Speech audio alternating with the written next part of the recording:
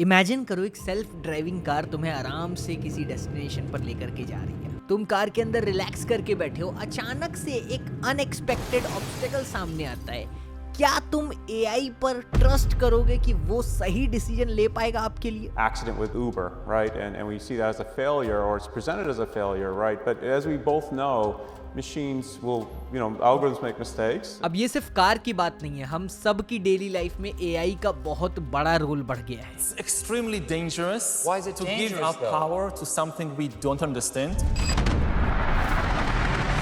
हर type के recommendations, jobs, even medical reports also. Expansion of artificial intelligence in medicine is transforming clinical practices, but it faces regulatory challenges. लेकिन एक सवाल हर किसी के दिमाग में है, can we trust AI? I think if this technology goes wrong, it can go quite wrong, and we want to be vocal about that. We want to work with the government to prevent that from happening, but we try to be very clear-eyed. Mark my words, AI is far more dangerous than nukes. चलो आज इस complex topic को decode करते हैं।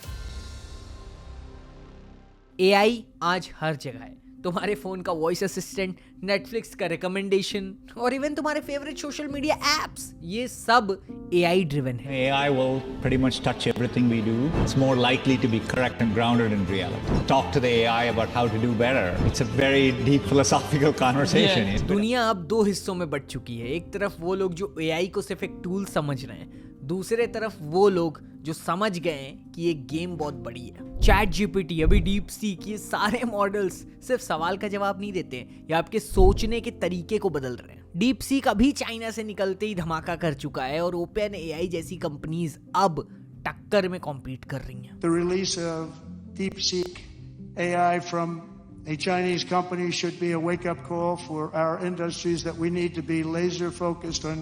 AI models की reasoning power, creativity सब इतनी तेज हो गई है कि कोई भी काम दे दो, content creation, content writing, coding, हर जगह इंसान और AI की रेस चल रही है। आज जो AI को लाइटली ले रहा है, कल वही रिप्लेस होने का रिस्क ले रहा है। अब ये सिर्फ एक टेक रेवोल्यूशन नहीं है, ये एक सर्वाइवल गेम बन चुका है। जो अडॉप्ट करेगा वो आगे बढ़ेगा, जो इग्नोर करेगा वो इररिलेवेंट हो जाएगा। My belief is that all repetitive human work that doesn't require the deep emotional connection between two people, that will all be done in the next couple of decades, better, cheaper, faster by AI. Stats कहते हैं कि 2025 में AI का global market size $243 billion तक पहुंच जाएगा। लेकिन सिर्फ ये नंबर्स की बात नहीं है, AI तुम्हारी लाइफ को इतना सीमलेस बनाता है कि तुम्हें पता भी नहीं चलता है। एग्जाम्पल्स के लिए तुम एक ऑनलाइन शॉपिंग वेबसाइट खोलते हो और तुम्हें वही प्रोडक्ट सबसे पहले दिखाई देते हैं जो तुम सोच रहे थे। तुम्हारे ईमेल्स का spam section automatically unnecessary mails को ब्लॉक कर देता है। ये सब AI के पावरफुल एल्गोरिथम का कमाल है। AI का पोटेंशियल बहुत ज्यादा ह्यूज है और ये पूरी दुनिया को ट्रांसफॉर्म कर रहा है। तुम हर एक इंडस्ट्री को ले लो, हेल्थ केयर की बात कर लो, AI based system life saving diagnosis कर रहे हैं। एक रिसर्च में पता चला है AI algorithm more than 95% accuracy के साथ कैंसर डिटेक्ट कर सकते हैं। तुम किसी भी बिजनेस का एग्जांपल ले लो, ऑटोमेशन कितनी तेजी से बढ़ गया है। फैक्ट्रीज और बिजनेसेस में जितने भी रेपिटेटिव टास्क थे वो ऑटोमेटेड हो चुके हैं। अब इसके वजह से होता क्या है कि ह्यूमन एरर्स मिनिमाइज हो चुके हैं और एफिशिएंसी बढ़ चुकी है। AI हम सब के लिए हाईली कस्टमाइज एक्सपीरियंस क्रिएट करता है, चाहे वो म्यूजिक हो, ई कॉमर्स हो या फिर न्यूज हो।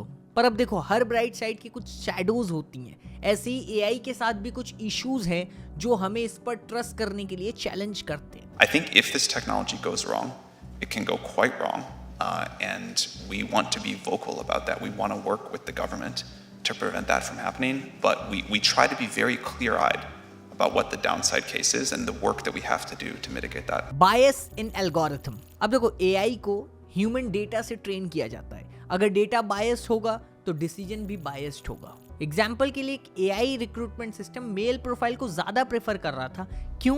क्योंकि ट्रेनिंग डेटा में ज्यादा मेल प्रोफाइल थी। प्राइवेसी कंसर्न्स, तुम्हारी इंफॉर्मेशन AI सिस्टम के लिए एक ट्रेजर ट्रोव है। अभी रिसेंट में ही लिंक्डइन को सू किया गया सिर्फ इसलिए क्योंकि वो अपने यूजर्स का डेटा एक थर्ड पार्टी एप्लीकेशन को शेयर कर रहा था AI ट्रेनिंग सिस्टम के लिए। LinkedIn users are taking the platform to court over alleged privacy violations involving data harvesting, accusing the company of using their private messages to train its AI algorithms without their consent. Responsibility भी एक बहुत बड़ा factor है। मतलब AI अगर कोई decision ले रहा है उसकी रिस्पॉन्सिबिलिटी किस पर होगी? अगर सेल्फ ड्राइविंग कार का एक्सीडेंट हो रहा है तो रिस्पॉन्सिबिलिटी डेवलपर की होगी या फिर एआई की? जॉब डिस्प्लेसमेंट, ये चीज तो शुरू से जुड़ी है जब से एआई आया है। वर्ल्ड इकोनॉमिक फोरम के अकॉर्डिंग 42% ऑफ बिजनेस टास्क 2027 तक ऑटोमेटेड हो जाएंगे। अब जब इतना कुछ एआई कर रहा है तो फिर ट्रस्ट का चैलेंज बढ़ता चला जाता है। अब मैं बहुत सारे एग्जाम्पल्स आपको दूंगा, रियल लाइफ एग्जाम्पल्स, जिससे आपको समझने को मिलेगा कि एआई पर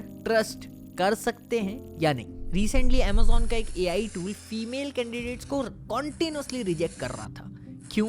क्योंकि ट्रेनिंग मॉड्यूल में मेल कैंडिडेट्स की प्रोफाइल थी। एक और चीज देखने को मिली कि एआई बेस्ड जितने भी फेस रिकॉग्निशन सिस्टम्स हैं वो काफी केसेस में रॉन्ग मैचेस करते हैं, specially in identifying minorities. National institute of Stanford and technology की 2019 की रिपोर्ट के अकॉर्डिंग एआई अफ्रीकन और एशियन को 10 to 100 टाइम्स ज्यादा गलत रिकॉग्नाइज करता है as compare to white faces. अब इसीलिए क्रिमिनल या फिर आइडेंटिफिकेशन केसेस में एआई को ट्रस्ट करना बड़ा प्रॉब्लम बन सकता है। अरे यहां तक देखने को मिला कि एआई मॉडल ने व्हाइट पेशेंट्स के लिए ज्यादा एक्यूरेट रिजल्ट्स दिए in comparison to black patients. अब ऐसा क्यों हुआ? क्योंकि डेटा रेशियली इम्बैलेंस था। तभी यहां पर एक सवाल आता है, क्या एआई एथिकल डिसीजन ले सकता है? तो इसका आंसर है एआई सिर्फ वही कर सकता है जो उसे सिखाया गया है।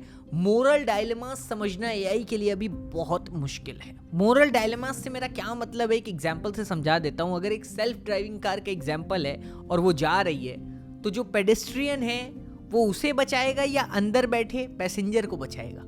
ये एक डिसीजन मेकिंग पावर है। इस तरह के एथिकल चैलेंजेस एआई के लिए अभी अनसॉल्व्ड है। तो ये सवाल तो एआई के ट्रस्ट से जुड़ा रहेगा, बट अगर एआई को ट्रस्ट करना है तो इसका सॉल्यूशन ये है कि कुछ स्टेप्स में ट्रस्ट करना है। कंपनीज को अपने एल्गोरिथम और डेटा सोर्सेज को पब्लिक करना होगा सो दैट यूजर उस डेटा को वेरीफाई कर पाए। ट्रेनिंग डेटा को इंक्लूसिव और बैलेंस बनाने की जरूरत है ताकि बायस एलिमिनेट हो सके। गवर्नमेंट को एआई के लिए स्ट्रिक्ट लॉस बनाने चाहिए जो कि मिसयूज और अनएथिकल एक्टिविटीज को प्रिवेंट कर सके। और एक चीज तो एंड में सबसे ज्यादा इंपॉर्टेंट है कि जितने भी क्रिटिकल डिसीजंस हैं उसके लिए एआई सिस्टम के ऊपर ह्यूमन सुपरविजन इंपॉर्टेंट है। जैसे आप एटीसी का एग्जांपल ले लो, एयर ट्रैफिक कंट्रोलर, वो पूरी तरीके से किसी एआई के हाथ में नहीं दिया जा सकता है क्योंकि वहां पर ह्यूमन सुपरविजन बहुत ज्यादा इंपॉर्टेंट है। अब फिर से यहाँ पर लोग मेरे से क्वेश्चन करेंगे कि भाई एआई को ट्रस्ट करें या फिर ना करें? तो इसका आंसर ये है, ट्रस्ट करो लेकिन ब्लाइंडली ट्रस्ट मत करो क्योंकि वो डेंजरस हो सकता है। तुम्हें समझना होगा कि एआई एक टूल है जो तुम्हारे लिए काम कर सकता है, ना कि वो तुम्हें ओवर पावर कर ले।